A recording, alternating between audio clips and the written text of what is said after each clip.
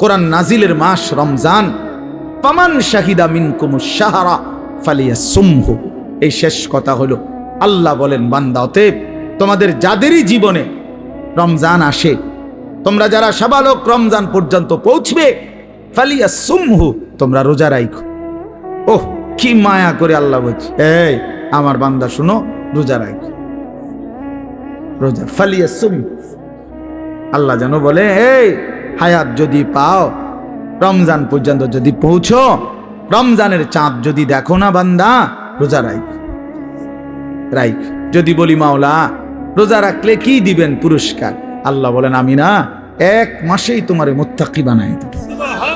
লাআল্লাকুম তাত্তাকুন, এক মাসে মুত্তাকি। যদি বলি মাওলা মুত্তাকি হলে কি হবে, আল্লাহ বলেন জান্নাত তো বানাইছি আমি মুত্তাকির জন্য।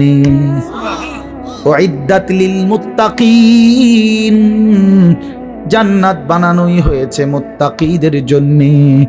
ইন্নাল মুত্তাকিনা ফি জান্নাতিন ওয়া উয়ুন, ইন্নাল মুত্তাকিনা ফি যিলালিন ওয়া উয়ুন।